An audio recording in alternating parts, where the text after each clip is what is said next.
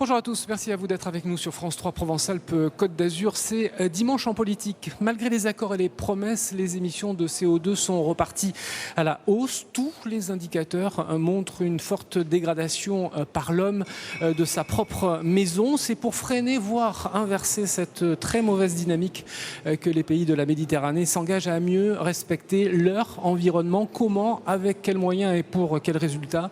Eh bien, c'est le thème de dimanche en politique aujourd'hui depuis la Villa Méditerranée de Marseille où s'est tenu mardi dernier un colloque Méditerranée du futur où évidemment toutes ces problématiques ont été abordées. Avant de retrouver nos invités, nous sommes allés à la rencontre de jeunes azuréens avec une question: la ville verte du futur, ça serait quoi pour vous? Élément de réponse.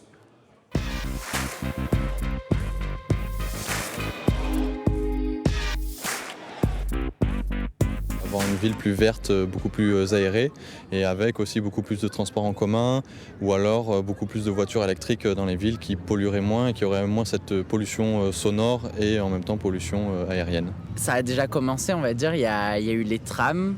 Les trams, c'est de l'énergie électrique, ça pollue un peu mais ça pollue beaucoup moins que les voitures. Je pense qu'il faudrait développer tout ce qui est voiture électrique et transport électrique parce que je pense que c'est déjà développé maintenant, mais je trouve ça assez cher pour ce que je sais. Je sais que moi, étant étudiante, j'aimerais bien avoir une voiture électrique, mais c'est pas du tout dans mes moyens, quoi. Arrêter de construire vers la mer, de faire reculer la mer de plus en plus parce que c'est un problème pour l'environnement, ça, complètement. Comme à Monaco où ils ont construit tout le rocher sur l'eau, ils ont détérioré la mer, le sable, tout ça.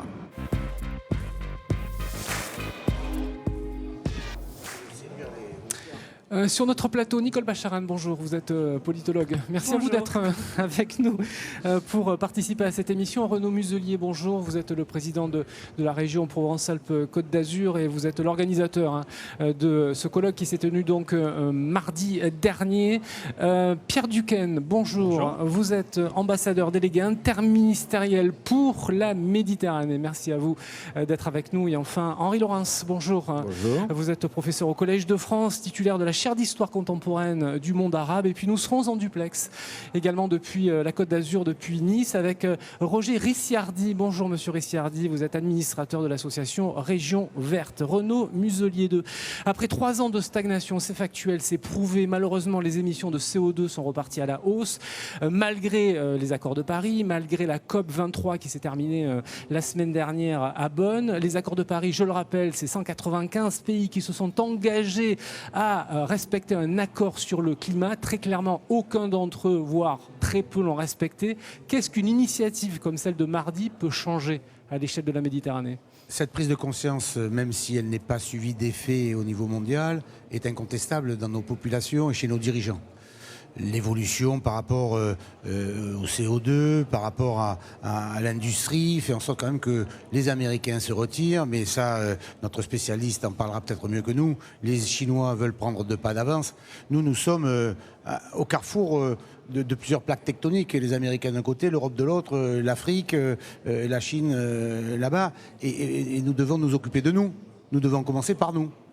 Et donc il me paraissait... Mais même nous, on n'est pas très bon. La France est 19e, mais la France, avec les autres pays de l'Union européenne, c'est 3e dans l'émission de CO2. Peut-être, mais pour autant, ce sont les accords de Paris. Le président Macron lance une initiative le 12 décembre pour l'anniversaire des accords de Paris.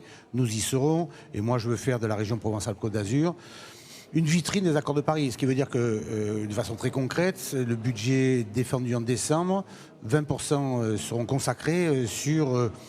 l'accord sur le climat et 30% d'ici la fin de la mandature. L'initiative de mardi, c'est quoi? C'est de dire, nous, la région Provence-Alpes-Côte d'Azur, on a réellement une influence sur le bassin méditerranéen. Et le bassin méditerranéen, avec l'Union pour la Méditerranée, est quelque part en panne de projets politiques. La France, avec la présence de M. Le Drian, ministre des Affaires étrangères, nous délègue quelque part cette politique euro-méditerranéenne, et la région Provence-Alpes-Côte d'Azur peut être moteur de cette politique euro-méditerranéenne autour des accords sur le climat. Et je constate sur les différentes réunions que j'ai eues, soit avec les gouverneurs des provinces, soit avec les ministres du Liban, de la Tunisie, soit avec les consuls généraux, c'est que tous sont concernés. On a le même air, on a la même ère.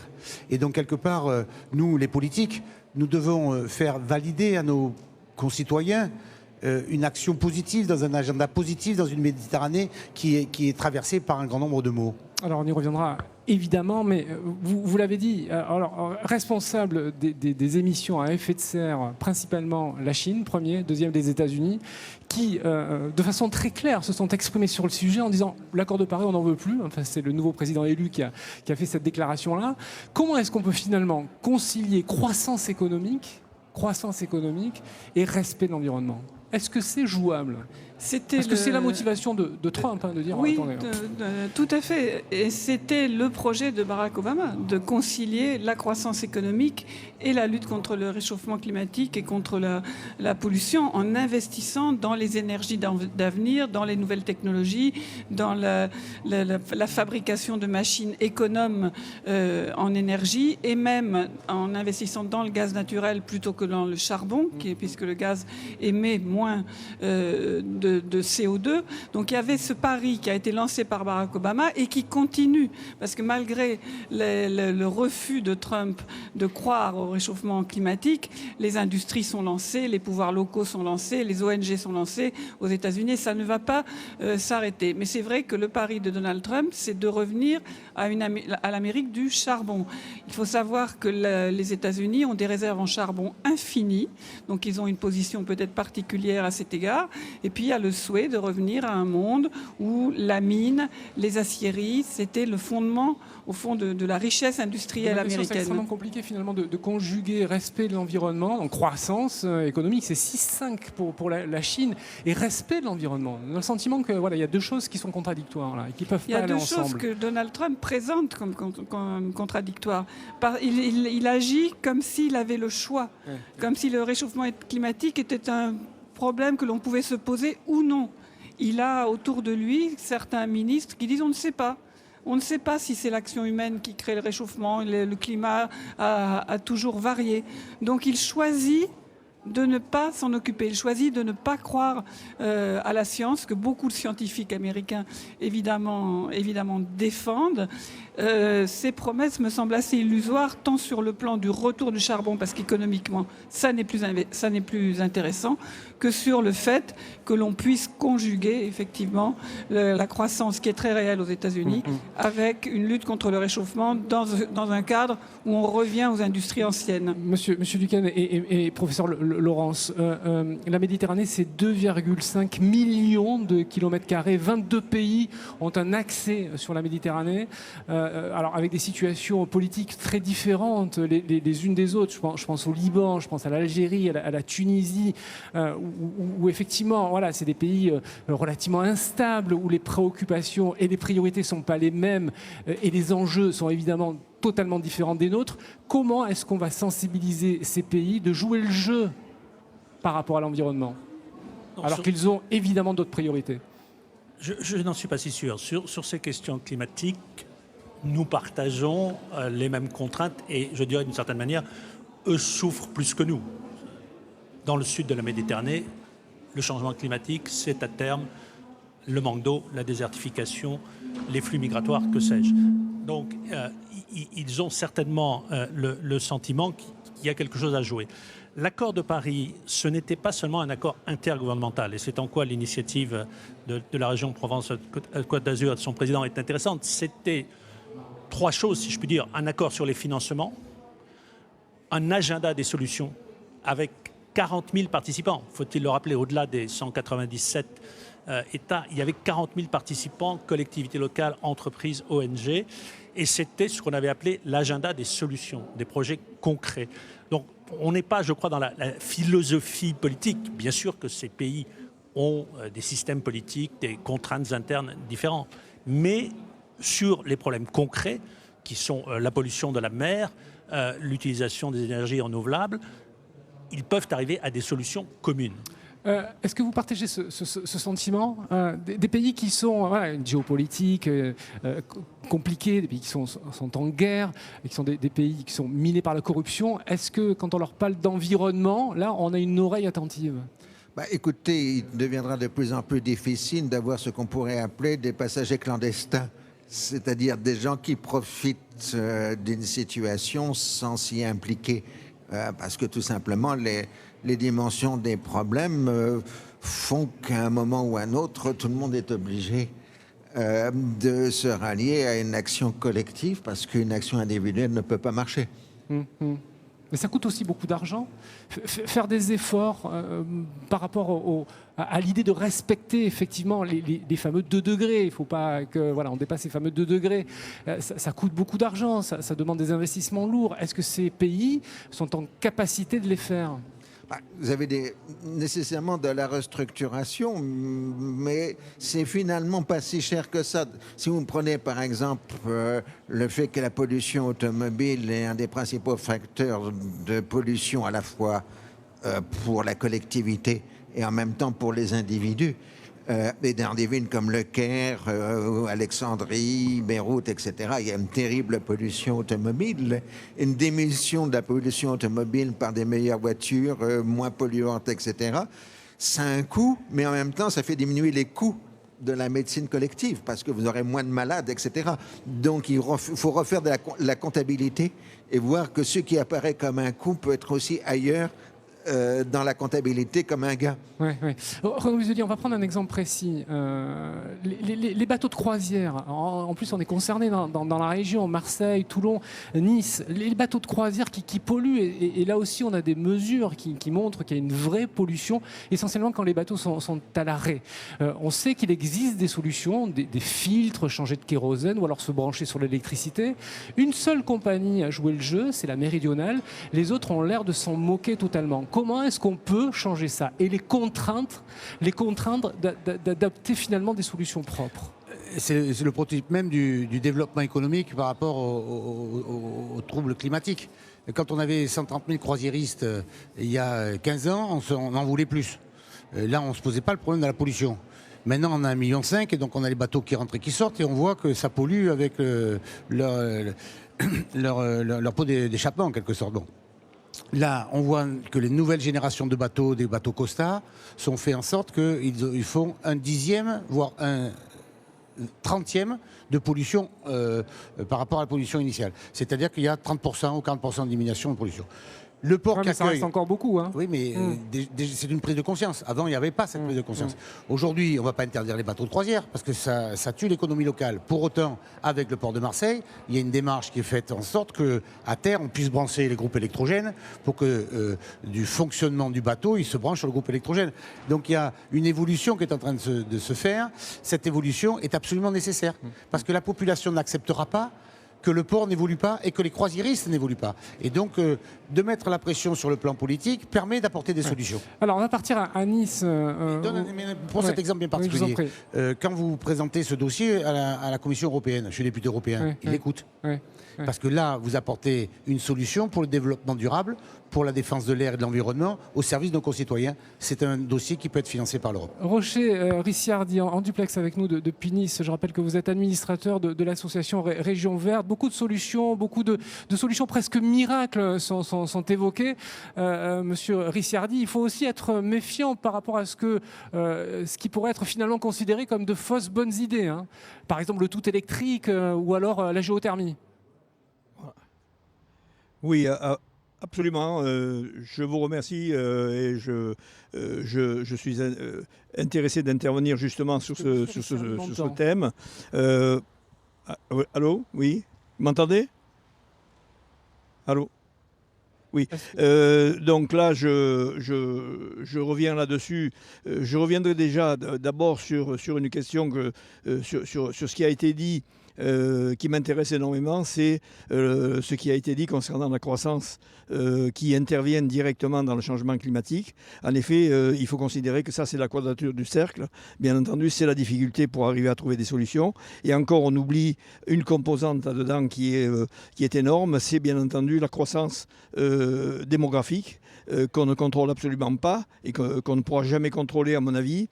Et tout ça fait que je pense qu'aujourd'hui c'est la grosse difficulté pour arriver à mettre tout le monde d'accord sur les solutions à trouver pour intervenir durablement et de manière efficace pour réduire ces problèmes climatiques. Vous disiez tout à l'heure des questions qui sont de fausses bonnes idées effectivement. En particulier, je suis très perplexe quant à ce que je vois actuellement se faire ici dans la région, sur la basse vallée du Var, où je me trouve moi-même, et où on entend parler maintenant de l'utilisation de nappe phréatique pour faire de la géothermie et pouvoir donc utiliser les calories de la nappe phréatique pour chauffer les appartements ou carrément même les refroidir. Je pense que c'est une idée qui est quand même dangereuse, d'autant qu'aujourd'hui on s'aperçoit que les questions, vous en avez parlé, les questions de la ressource en eau, ça devient vraiment problématique de manière très dur, et actuellement on le vit nous ici, dans le sens où lorsque vous voyez ce fleuve Var aujourd'hui, il n'y a plus qu'un filet d'eau qui coule là-dedans, et ça fait sur les Alpes-Maritimes, sur ce secteur, ça fait un an quasiment qui n'a pas plu correctement, que les nappes ne sont pas rechargées, et on peut même dire plus. Donc où va-t-on de ce côté-là? C'est ça le gros problème. Donc de ce côté-là, je pense qu'il faudra peut-être, à mon avis, peut-être même arriver à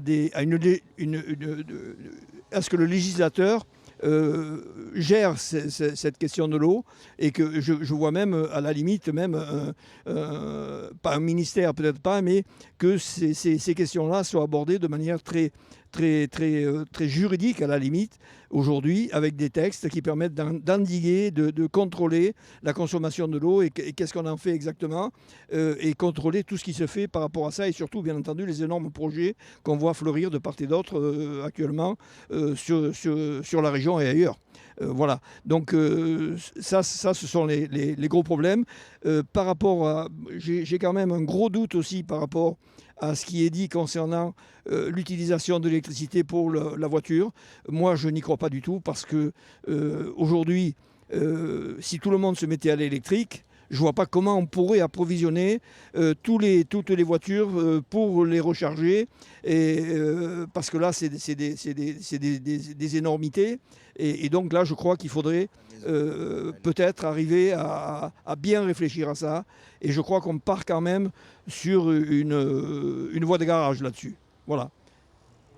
Bon, très bien. Merci, monsieur Rissardi. On reviendra vers vous dans un instant. S'engager, Renaud Muselier, à l'échelle de la Méditerranée, est-ce que c'est finalement pas un vœu pieux? On est tout petit par rapport à l'échelle de la planète. Bien entendu qu'on est tout petit, mais enfin, on n'est pas rien. Je veux dire, ce bassin méditerranéen, c'est le berceau des civilisations, c'est l'endroit où vous avez les 3 religions monothéistes qui ont apparu. Donc, soit on laisse faire l'Europe, les États-Unis, la Chine, le problème africain, soit on se prend en charge nous-mêmes. Quand on discute avec le gouverneur d'Alexandrie, quand on discute avec le gouverneur de Tétouan, quand on discute avec les différents ministres libanais ou tunisiens qui étaient là, quand on met à la même table le gouverneur d'Hébron, les Israéliens ou les Libanais qui ont des relations politiques conflictuelles, on se retrouve aujourd'hui dans un endroit où chacun sur son propre territoire peut apporter sa pierre à l'édifice, sa goutte d'eau dans ce dispositif qui nous amène quelque part, à savoir dans toutes les petites communes du bassin méditerranéen, en terre, à la terre, comment ils traitent leurs déchets, comment ils accèdent à l'Internet, comment ils abondent à quelque chose. Ils peuvent prendre des projets très concrets qui ne sont pas forcément très chers, qui sont financièrement accessibles et qui peuvent mettre en place et qui ont montré leur efficacité ailleurs. Pierre Duquesne. Qu'est-ce qu'on peut faire concrètement? 3-4 choses. Des projets en commun. Il y a en Méditerranée des sujets d'interconnexion électrique, énergétique, par exemple. On peut échanger des bonnes pratiques. Pas seulement sur des infrastructures, mais sur la gestion de celles-ci. Il y a des problèmes de gestion du littoral. Il y a des problèmes de relations entre le littoral et l'arrière-pays, des sujets de ville. Donc on a plein d'éléments communs. Par ailleurs, ne négligeons pas l'aspect politique. Bâtir des coalitions, et la Méditerranée en est une, c'est une des recettes du succès de l'accord de Paris. Nous avons fonctionné comme ça, par regroupement successif, géographique, public, privé, etc. Le 12 décembre, si je puis dire, à l'échelle réduite, on recommence en bâtissant des coalitions, en cherchant des financements. Vous aviez l'air de douter que les pays du Nord respectent leur engagement d'aider les pays du Sud pour l'atténuation et l'adaptation. Nous allons le faire. L'OCDE nous a montré que ce n'était pas impossible. Alors, nous ne sommes pas loin de la cible. Ouais, vous avez évoqué la coalition, quoi, peut-être à l'échelle méditerranéenne, mais en fait, il y a quand même des tensions relativement fortes entre beaucoup de pays qui longent la Méditerranée. Comment est-ce qu'on peut régler effectivement des intérêts particuliers pour régler un problème d'ordre général? Ça paraît impossible. On peut être optimiste sur cette question-là? Je crois qu'en fait, c'est vrai que les tensions sont considérables. Vous avez des pays qui sont en guerre. Et si vous élargissez à l'échelle de la planète, les compétitions, les rivalités et parfois les affrontements sont légion. Et en même temps, la survie de tout le monde est menacée. La Chine, par exemple, qui s'engouffre dans le vide laissé par les États-Unis, à la fois sur le plan du commerce international, tout d'un coup, ils sont extrêmement libre-échangistes, et sur le plan du climat, qui veulent devenir leaders dans la lutte contre le réchauffement climatique, c'est pas parce qu'ils sont devenus de doux écologistes, c'est parce que leur croissance, leur survie est menacée. Leur population tombe malade, parce qu'on ne peut plus respirer à Shanghai ou à Pékin. Et j'étais très sensible à ce que disait Renaud Muselier sur faire de la région une vitrine de l'accord de Paris. C'est exactement la démarche que nombre d'États américains adoptent. Vous avez beaucoup d'acteurs locaux quand le gouvernement à l'échelle fédérale aux États-Unis ne suit pas, ou j'imagine à travers la planète quand des acteurs importants ne suivent pas. Vous avez beaucoup d'acteurs locaux qui s'emparent de cet accord, qui veulent l'appliquer et qui veulent aller plus loin. Et il y a effectivement cette possibilité de coalition d'intérêts politiques, d'intérêts même tout simplement humains. Henri Laurence, on l'a vu, ça a fait l'actualité et ça fait l'actualité depuis des semaines. La question des réfugiés, avec là aussi des différences. Alors ça se transpose évidemment sur le volet politique, il faut les accueillir, pas les accueillir. Est-ce que le risque d'une situation telle qu'elle est en train de se dessiner, c'est aussi de rajouter à ces réfugiés dont la condition est dramatique, des réfugiés climatiques? Est-ce qu'il y a un vrai risque qu'on est en train là d'effleurer, de toucher du doigt? Des réfugiés climatiques, non, parce qu'on n'est pas dans le Pacifique et donc on n'a pas des atolls qui risquent d'être submergés par la montée des eaux. Le vrai problème essentiel, d'une part, ce sont les conflits comme la Syrie ou l'Irak, mais on peut espérer qu'ils sont en voie de résorption plus ou moins dans les temps à venir. Et sinon, mais le vrai problème, c'est la migration venue d'Afrique et avec laquelle nous sommes au moins obligés de coopérer avec les États d'Afrique du Nord, enfin du nord de l'Afrique, qui nous servent largement de barrière pour empêcher l'accès à la Méditerranée. Actuellement, il y a un vide en Libye et dans des conditions particulièrement atroces, une partie des migrants accèdent à la Méditerranée. Renaud Muselier ? Ça marche par cercle concentrique en fait. Donc on voit que quand il y a un gouvernement qui fonctionne et qui passe des accords avec l'Europe, c'est le cas de la Turquie, il y a eu l'arrêt des migrants qui passaient à travers la Turquie. On voit effectivement quand on est bien chez soi, on reste chez soi en fait. Et c'est pas vraiment un problème de démographie. Si on est bien chez soi, on reste chez soi. La réalité, c'est que nous, les Européens, nous sommes bien chez nous et donc nous restons chez nous, mais nous avons créé la paix en Europe et donc cette paix est demandée. Avant, c'était les Portugais, les Espagnols, les Italiens qui migraient au sein de l'Europe. Aujourd'hui, ce sont nos voisins qui viennent pour des raisons différentes, mais qui sont dues essentiellement à l'absence de perspective économique, sociale, humaine. Et le fait qu'on se soit tous retrouvés mardi autour d'une réunion de travail avec des divergences politiques profondes, très profondes, quand vous mettez les Palestiniens et les Israéliens ou les Libanais, vous savez exactement qu'il se passe quelque chose. Et donc on se retrouve là dans un schéma où nous respirons le même air et nous baignons dans la même air.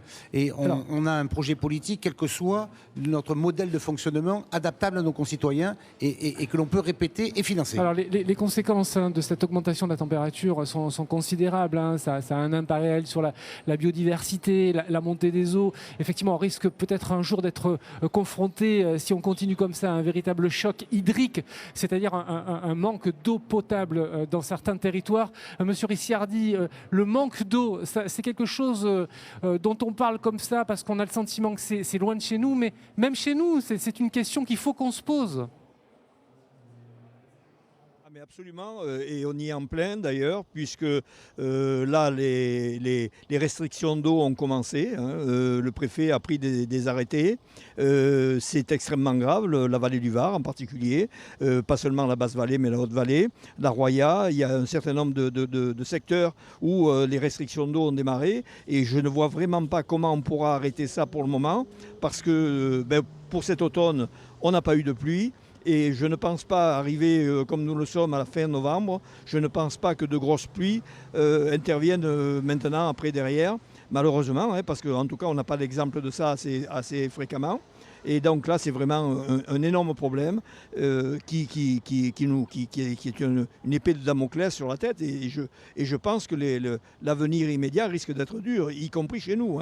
Et en parlant de chez nous, moi, ce que j'ai retenu tout à l'heure de Mme Duquesne, qu'elle disait qu'effectivement, ce qu'on est en train de traiter là, eh bien, c'est la survie de l'humanité, parce que c'est rien d'autre.